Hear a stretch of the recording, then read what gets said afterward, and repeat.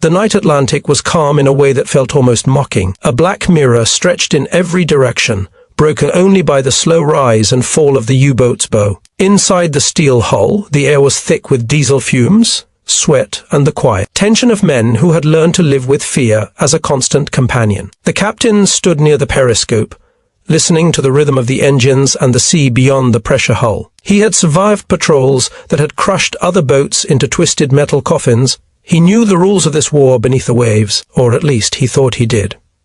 Then, for just a moment, he saw something that did not belong. It wasn't an explosion. It wasn't a depth charge.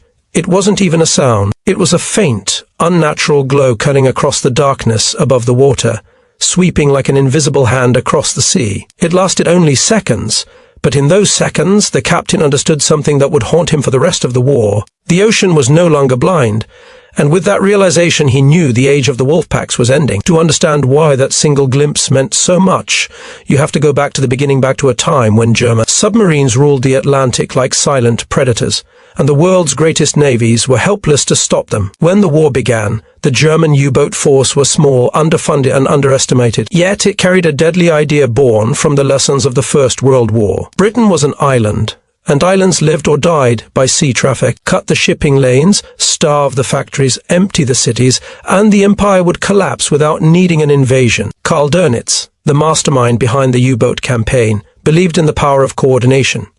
One submarine alone was dangerous. A group of them, working together like a hunting pack, could cripple entire convoys. This was the idea of the Wolfpack boats, spread across vast stretches of ocean, reporting convoy sightings by radio, then converging under cover of darkness to strike from every direction. Early on, it worked frighteningly well. British escorts were few, radar was primitive, air patrols were limited by range. At night, the surface of the Atlantic belonged to the U-boats. Submarines attacked on the surface like torpedo boats, slipping in and out of convoys, firing at point-blank range before vanishing into the dark. Merchant sailors called it the Black Pit, a vast stretch of ocean where help could not reach them, and where ships disappeared without warning. Flames would rise from the water, screams would echo across the waves, and then there would be silence. Insurance rates soared, tonnage sunk, climbed month after month. In Berlin, charts on the wall showed a rising curve that seemed to promise victory. For the men inside the U-boats, life was brutal but purposeful. Space was so tight that sailors slept wherever they could, sometimes sharing bunks in shifts. Fresh air was a luxury. Food spoiled quickly, bread growing mold within days. Yet morale remained high, because they believed they were winning a war that mattered. The captains, especially, were treated as elite warriors. They were young, confident, and entrusted with absolute authority. Once a boat left port, the captain's word was law. Decisions made in seconds could mean survival or death for everyone on board. But beneath that confidence lay a quiet fear. U-boat crews knew their greatest advantage was invisibility. The ocean hid them. Darkness protected them. Surprise was their weapon. Lose that, and everything changed. At first, the Allies seemed incapable of taking that advantage away. Early sonar systems were crude. Escorts could sometimes detect a submerged submarine, but only at close range and with limited accuracy. Aircraft were dangerous, but they had to spot a U-boat visually, often in daylight, and only if it was already on the surface. To German commanders, the Atlantic still felt like their domain.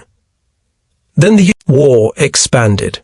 When the United States entered the conflict, the coastline of North America became a new hunting ground. American defenses were unprepared. Coastal cities stayed lit at night, silhouetting merchant ships against the glow. U-boats sank vessels within sight of shore. Tankers burned so brightly that people watched from beaches as if it were some terrible spectacle. For a brief, intoxicating moment, it seemed as though nothing could stop the submarine. But while U-boat captains focused on the tonnage they were sinking, something else was happening quietly, far from the ocean's surface. In laboratories and workshops, engineers were waging a different kind of war. A war of waves and electrons, of glass tubes and rotating antennas. Radar. The idea itself wasn't new. Detecting objects by bouncing radio waves off them had been explored before the war, but early systems were bulky, unreliable, and limited in range. They could detect aircraft, sometimes ships, but a small submarine riding low in the water was a much harder target. The breakthrough came with the development of high-frequency radar, made possible by a device that could generate powerful microwave signals. This technology allowed radar sets to be smaller, more precise, and far more effective. Suddenly, it was possible to spot a submarine's conning tower, even in darkness or bad weather. At first, the Germans didn't realize what had changed. U-boat crews noticed that aircraft were appearing more often, sometimes seemingly out of nowhere. A boat would surface at night, believing itself hidden, only to be attacked within minutes. Captains blamed bad luck, increased patrols, or careless radio use. They adapted by diving more often, staying submerged longer, trusting their instincts and experience. The German Navy responded with countermeasures. Radar detectors were installed on U-boats, devices designed to pick up enemy radar emissions and warn the crew. One of these systems became a source of confidence. When it stayed silent, captains believed the sky was clear. But technology moves faster than belief. Allied radar advanced again, shifting to frequencies the German detectors could not sense. To the U-boat crews, it was as if the enemy had learned to see without being seen. This is where the captain's story truly begins. He was experienced, respected, and cautious, not reckless like some of the early aces who chased glory and paid for it with their lives. He trusted procedures, trusted his crew, trusted the systems designed to keep them alive. On that patrol, conditions were near perfect for an attack. Calm seas, low visibility. Intelligence reports suggested a convoy nearby. The boat surfaced under cover of night, engines humming softly as it moved into position. Nothing appeared out of place. The radar detector remained silent. No aircraft engines could be heard. The captain allowed himself a rare moment of confidence. Then he saw it. A strange shimmer, sweeping across the surface of the water like moonlight that moved with purpose. It wasn't bright enough to illuminate the boat, but it was wrong in a way that made his stomach tighten. He had spent years at sea. He knew the difference between natural light and something artificial. Seconds later, the lookout shouted a warning. An aircraft was overhead. There was no time to dive. The attack came instantly. Depth charges slammed into the water, the explosions shaking the hull like a giant's fists. Lights went out. Men were thrown to the deck, gauges shattered. The boat plunged downward, alarm screaming as water forced its way through damaged seals. Somehow, impossibly, they survived. Hours later, hiding on the seabed, the captain replayed the moment in his mind. The detector hadn't warned them. The night hadn't protected them. The aircraft hadn't searched it, had known exactly where they were. For the first time, the captain felt something colder than fear. Clarity. He understood that what he had glimpsed wasn't just a weapon. It was a new way of seeing the ocean, a way that turned darkness into daylight, and made the surface a dangerous place to be. If the enemy could find a submarine at night, without warning, without detection, then the tactics that had defined the U-boat war were finished. The Wolfpacks depended on surface attacks. They depended on stealth, coordination, and darkness. Radar shattered all three. From that moment on, the captain knew that survival would no longer depend on skill alone. It would depend on avoiding a hunter that could see through the night itself. And that realization marked the beginning of the end, not just for one boat, but for an entire way of fighting a war beneath the waves. The Atlantic had changed. The hunters were becoming the hunted. And deep down, one U-boat captain had already seen the future, written in a sweep of invisible light across a black and unforgiving sea. After that night, nothing felt the same aboard the boat. The sea was still the sea, the engines still throbbed with the same familiar rhythm, and orders still came through the radio in clipped, confident phrases, but the illusion was gone. The captain carried the memory of that moving glow like a wound that refused to heal. He didn't speak of it openly at first. U-boat culture did not reward doubt. Confidence was expected. Faith in the weapon, in the mission, in eventual victory, was essential to morale, yet doubt has a way of leaking out, like seawater through a cracked seal. On subsequent nights, the captain hesitated before surfacing. He ordered longer listening periods. He demanded absolute silence from the crew, even when protocol would normally allow conversation. The men noticed. They always did. Submariners lived inches from one another, sharing fear, exhaustion, and instinct. When a captain's behavior changed, it rippled through the boat. The Atlantic was no longer forgiving hesitation. The reason was simple and brutal. Radar was changing the rules faster than tactics could adapt. Allied aircraft, now fitted with airborne radar, no longer needed moonlight or luck. They could patrol vast stretches of ocean and detect a surfaced U-boat from miles away. Even a brief moment on the surface could be enough to seal a submarine's fate. the captain began to see patterns. Boats that lingered on the surface were attacked. Boats that transmitted too often were found. Boats that trusted their warning receivers vanished without explanation. Reports came in of experienced commanders lost on their first patrols of the year, men who had survived. Dozens of attacks were suddenly gone, their last messages cut short or never sent at all. Officially, the command blamed bad luck had increased enemy strength. Unofficially, whispers spread. The enemy could see at night. For the German Navy, this was more than a tactical problem. It was a psychological shock. The entire doctrine of submarine warfare was built on the assumption that the ocean offered concealment. Remove that concealment, and a submarine became slow, fragile, and dangerously exposed. To counter this, new technologies were rushed into service. Improved radar detectors promised earlier warnings. Anti-aircraft guns were added to the decks, turning U-boats into floating flak platforms. Some commanders were encouraged to fight it out on the surface rather than dive immediately. The captain knew this was madness. A submarine was not designed to duel aircraft. Its deck guns were a last resort, not a solution. Every extra second on the surface increased the chance of detection by radar-guided patrols coordinating with ships and other aircraft. The ocean had become a network, and the U-boat was the most visible node. Still, orders were orders. On one patrol, the captain witnessed the results firsthand. A fellow U-boat surfaced nearby after spotting a convoy. Moments later, flares lit the sky, followed by the roar of engines. The captain watched through binoculars as bomb fell with terrifying accuracy. The other boat tried to fight, its guns flashing uselessly upward. Then it vanished in a spray of fire and smoke. There was no time to mourn. The captain ordered an immediate dive and slipped away into the depths, heart pounding, knowing that the same invisible eyes might already be tracking his own boat. What made radar so devastating was not just its ability to detect submarines, but how it fit into a larger system. Aircraft could spot a U-boat and radio its position to surface ships. Destroyers could race to the area, using sonar to pin the submarine down. Depth charges forced boats deeper, draining batteries and air. Eventually, the submarine would have to surface, and when it did, radar-guided weapons were waiting. It was a machine designed to kill patience. The captain adapted as best he could. He reduced radio transmissions to the bare minimum, knowing that Allied direction finding could trace signals back to their source. He avoided traditional convoy routes. Even when intelligence suggested rich targets, he spent more time submerged, conserving battery power and oxygen, accepting the discomfort and exhaustion that came with it. But adaptation had limits. Submarines of that era were not true underwater vessels. They were surface ships that could submerge temporarily. Their batteries allowed for only limited underwater speed and endurance. Staying submerged meant moving slowly, listening instead of attacking, surviving instead of hunting. This was the opposite of the Wolfpack doctrine. Wolfpacks relied on coordination, on shadowing convoys from the surface and calling in other boats. Radar made shadowing suicidal. The very act of following a convoy exposed a submarine to detection from escort carriers and long-range patrol aircraft. The captain began to understand that the problem was not just radar itself, but the speed at which the enemy was learning to use it. Allied crews trained relentlessly, sharing data, refining tactics, and improving equipment. Every patrol taught them something new. Every sinking made the system more efficient. Meanwhile, German industry struggled.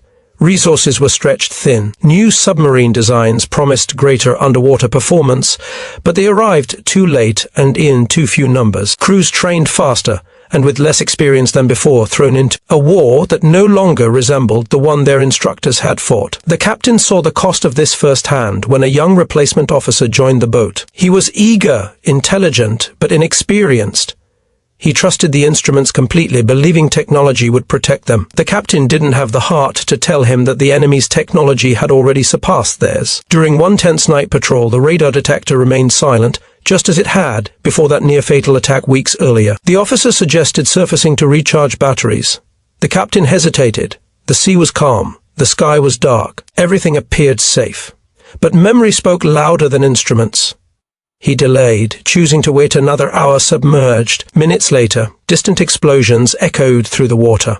Another boat, somewhere nearby, had surfaced and paid the price. The young officer stared at the captain, realization dawning slowly. That was the moment the crew truly understood what their captain had seen.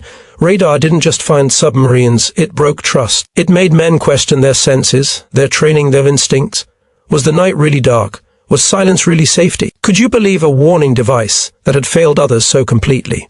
The psychological strain was immense. Submarine warfare had always been dangerous, but now it felt arbitrary. Boats disappeared without contact. Patrol areas that had once been productive turned into graveyards. Survivors returned home hollow-eyed, older than their years. The captain kept a careful log, noting every encounter, every close call, every unexplained detection. He hoped that somewhere, someone would piece it together and respond effectively. But he suspected the truth long before it was officially acknowledged. The balance had tipped. Radar was not a single weapon. It was part of a transformation. Escort carriers extended air coverage deep into the Atlantic. New depth charges detonated at set depths, trapping submarines with terrifying precision. Improved sonar allowed escorts to maintain contact even during evasive maneuvers. High-frequency radio direction finding turned U-boat communications into liabilities. Each innovation alone was dangerous. Together, they were overwhelming. The captain watched as losses mounted. Entire patrol groups failed to return. In some months, more boats were sunk than commissioned. Training units began to resemble pipelines to death rather than schools of mastery. Yet the war demanded persistence. On another patrol, the captain received orders to join a Wolfpack forming ahead of an important convoy. The plan was familiar, almost comforting in its structure. Shadow the convoy, call in reinforcements, attack at night. But the captain knew the plan belonged to a different era. As the boat moved into position, he noticed something unsettling. Aircraft patrols were constant, their distant engine sounds echoing through the hull. Even when submerged, the sea above felt crowded. Watched. When the boat briefly surfaced to take a bearing, the same unnatural glow swept across the water once more. There was no attack this time. That was somehow worse.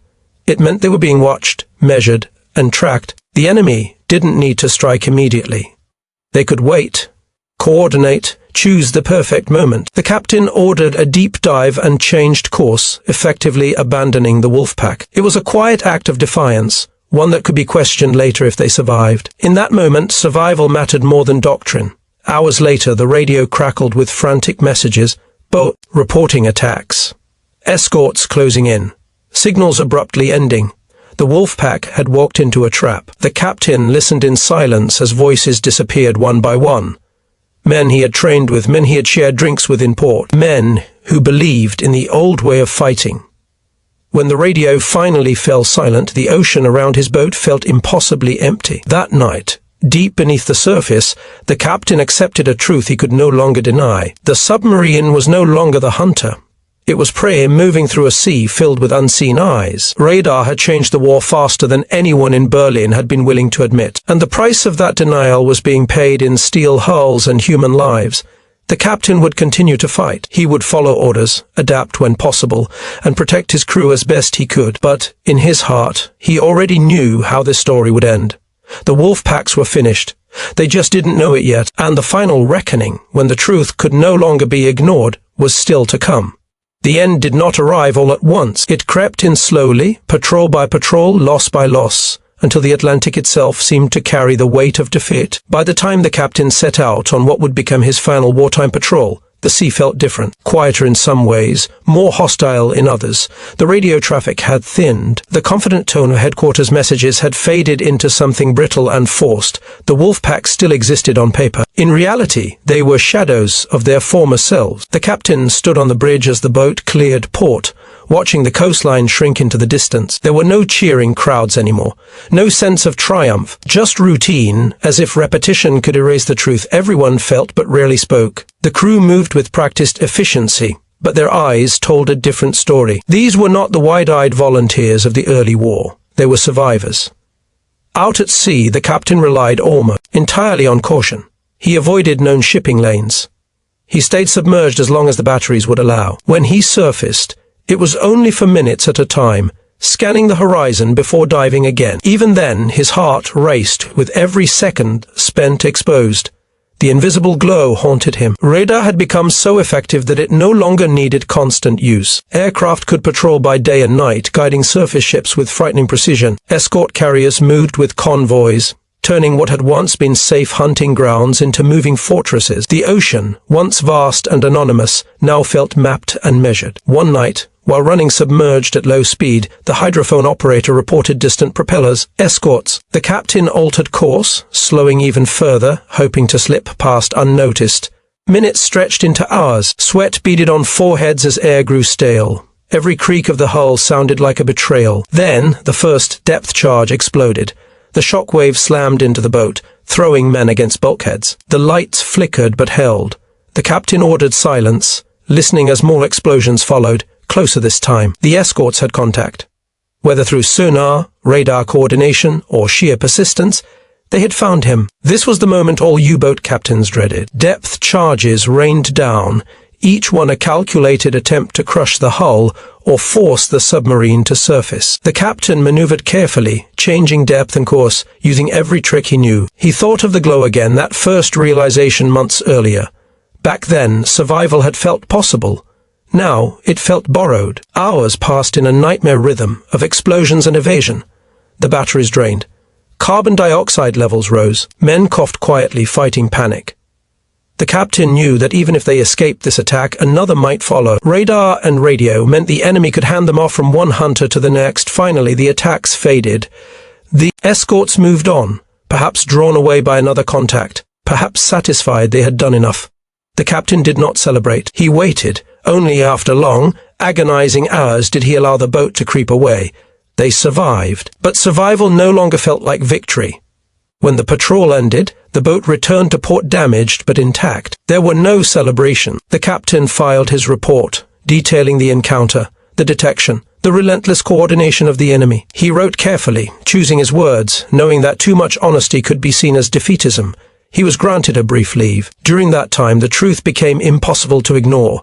News filtered in through quiet conversations and guarded expressions. Losses were catastrophic.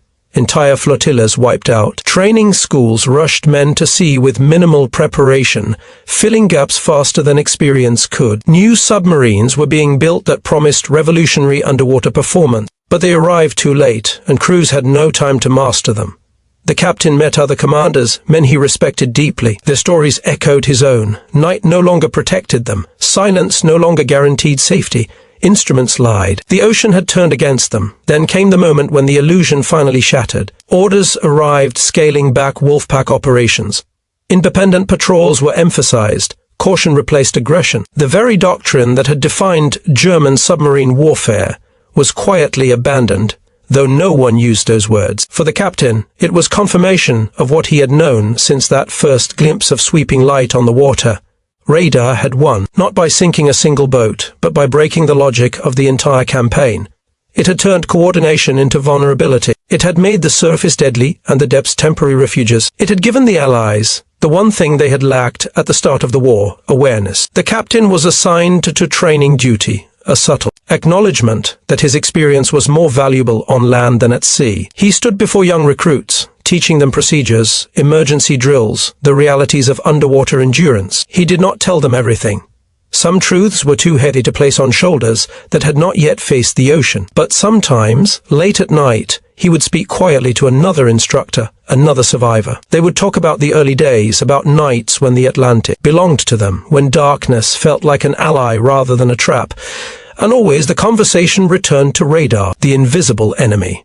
As the war drew toward its end, the captain watched events unfold from a distance. He saw maps change, ports fall, and messages grow increasingly desperate. When surrender finally came, it felt less like a shock and more like an exhausted exhale. The fighting had ended, but the memories remained. Years later, long after uniforms were packed away and medals stored in drawers, the captain stood near the sea once more. The water looked peaceful, indifferent to the history it carried. Ships passed on the horizon, their radars spinning silently, unseen but ever watchful.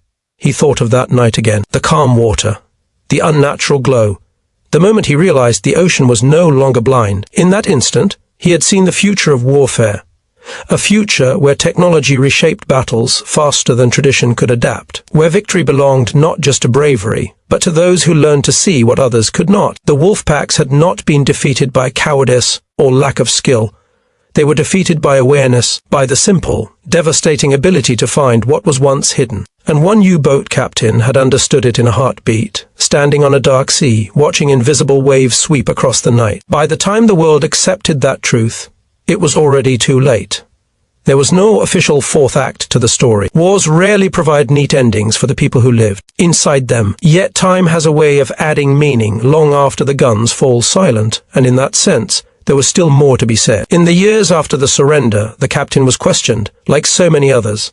Rooms with bare walls, calm voices asking about tactics, decisions, technologies. The tone was not accusatory, but analytical. The victors wanted to understand what they had defeated and how close it had once been to defeating them. When radar was mentioned, the captain noticed a subtle change in posture from the men across the table. Pens paused, eyes sharpened. This was not just another weapon to them. It was the turning point. He told them about the night glow, not dramatically, not emotionally, just as it had happened. Calm sea, silent detector, light where light should not be. He explained how, in that moment, he knew the assumptions of submarine warfare had collapsed. Darkness no longer belonged to anyone.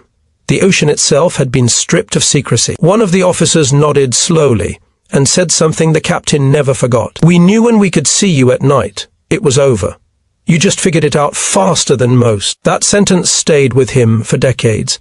After the interrogations ended, life moved on in small, ordinary ways. The captain found work away from the sea. He raised a family. He learned how to exist in a world where engines did not throb beneath his feet, and alarms did not dictate his heartbeat. Yet the ocean never truly left him. Sometimes, in dreams, he was back in the control room, hand on the rail, listening to propellers closing in. And always there was the light.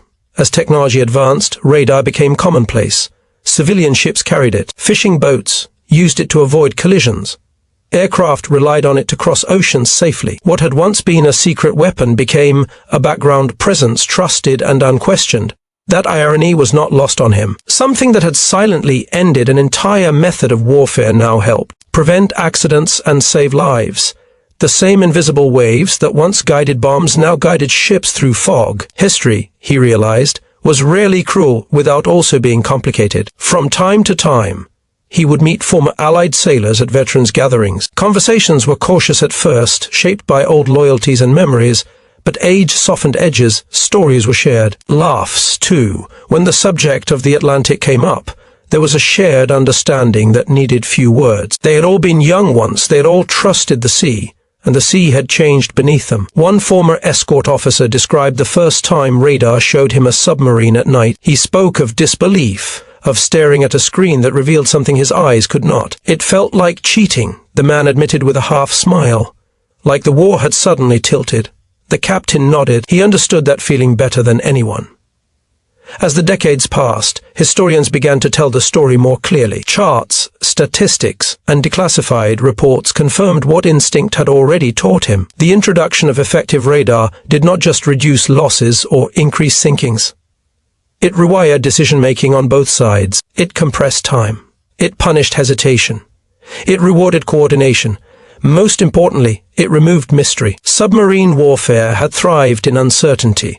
Radar replaced uncertainty with information. When the captain was very old, a historian asked him what he thought was the true end of the Wolfpacks.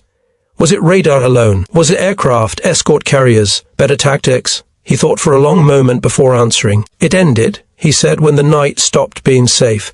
That was the heart of it. Not a single battle, not a single invention, but the moment when something ancient and reliable, darkness, was taken away. On his final visit to the coast, he stood watching the horizon as he had so many years before. Modern ships moved confidently through the water, guided by systems far more powerful than anything imagined during the war. The sea looked the same. The sky looked the same, but he knew better. The ocean was no longer a place where secrets could hide for long, and somewhere, beneath the sound of waves and wind, invisible signals were still sweeping across the surface, quiet, constant, and all-seeing just as they had on the night. One U-boat captain realized that the war he knew was already lost. In the end, what lingered was not defeat, but understanding. Long after the uniforms were gone and the faces of his crew blurred into memory, the captain continued to think about how quietly everything had changed. There had been no declaration, no announcement broadcast across the fleet, no single order that said the old rules no longer applied. Instead, the transformation arrived silently, carried on invisible waves that crossed the ocean faster than any ship ever could. That was what unsettled him the most. Wars were supposed to announce themselves with noise and fire. Radar did neither. It simply watched. He began to notice how often this pattern repeated itself in history. New tools did not always roar into existence. Sometimes they slipped in unnoticed, accepted at first as minor improvements, curiosities, or conveniences. Only later did their true weight become clear, when entire strategies collapsed around them. For submariners, the collapse was existential. The U-boat had been designed around a promise that the ocean would hide it. Steel and courage meant nothing without that promise. Once it was broken, every patrol became an act of borrowed time. Every dive was a delay, not an escape. Every surface run was a gamble against unseen eyes. The captain understood that the men who died after that shift were not careless. They were not foolish. They were simply fighting a war that no longer existed. Using instincts shaped by a past the enemy had already left behind. That realization softened something inside him. For years, he had carried the weight of command decisions, courses chosen, attacks aborted, risks taken or avoided. He wondered if different choices might have saved more lives. With time, he accepted a harder truth. Individual judgment mattered less once the balance tipped. Technology had narrowed the margins until skill could only delay the inevitable. This was not failure of men. It was the victory of awareness over concealment. As historians refined their accounts, the story of the Atlantic began to change in the public mind. Early narratives focused on heroism, tonnage sunk, and dramatic battles. Later ones emphasized systems, logistics, and coordination. The captain recognized himself more in the latter. His war had been fought in listening rooms and control spaces, in cautious decision and delayed surfacing, in moments where survival depended on knowing when not to act. He sometimes wondered how many other captains had seen what he saw but lacked the words for it. How many had felt the night turn hostile without understanding why? How many had died still believing the sea would protect them one last time? At memorials, names were carved into stone with equal weight. No distinction between early war aces and late war replacements. To the ocean, all steel sank the same way. To history, only patterns mattered. Radar had revealed those patterns. It showed where submarines traveled, how they thought, how they hunted. It turned behavior into data, and once behavior could be predicted, it could be countered. The captain came to believe that this was the deeper lesson of the war beneath the waves. Not that one side was braver or smarter, but that visibility itself was power. Whoever controlled information controlled tempo. Whoever controlled tempo controlled survival. This idea followed him into peacetime, even as the world moved on. He watched new conflicts emerge, new machines take shape, new doctrines rise with the same confidence he once carried. And he wondered which invisible shift would undo them next. Because there was always a next one. The ocean taught him that. No environment stays constant. No advantage remains permanent. Every shadow eventually finds a light that can reach it. When people asked him if he missed the sea, he gave careful answers. He missed the camaraderie, the sense of shared purpose, the clarity of responsibility. He did not miss the helplessness of waiting beneath depth charges, knowing that somewhere above, unseen, someone was watching a screen that showed exactly where he was. That was not nostalgia. That was honesty. Near the end of his life, he was invited to speak at a small naval academy. The students expected stories of daring attacks and narrow escapes. He gave them something else. He spoke about assumptions. He told them that every plan rests on things believed to be true. That oceans hide ships, that nights protect movement, that silence means safety. And he warned them that the most dangerous moment in any profession is when those assumptions change quietly, while everyone continues acting as if nothing has happened. Some of the students looked confused, others thoughtful. He knew not all lessons landed immediately. As he finished, one student asked a simple question. "How did you know it was over?" The captain paused. "I didn't know the war was over," he said. "I knew our way of fighting was." That distinction mattered. The world did not end for submarines. They evolved. True underwater boats came. New countermeasures followed. Stealth returned in different forms. But the romance of the Wolfpack, the idea of darkness as a shield and the surface as freedom, never truly came back. Radar had closed that chapter. On his last evening by the sea, the captain watched the sun dip below the horizon. The water darkened, just as it always had. To an untrained eye, it looked timeless, unchanged by all that had passed. He smiled faintly at that, because he knew the truth hidden beneath the surface. Invisible waves were already moving across the water, tracing every ship, every course, every shape. The night was still beautiful, but it was no longer blind, and it hadn't been. Not since the moment one U-boat captain looked out over a calm Atlantic, saw something that should not have been there, and understood before almost anyone else that the age of the Wolfpacks had already slipped into history.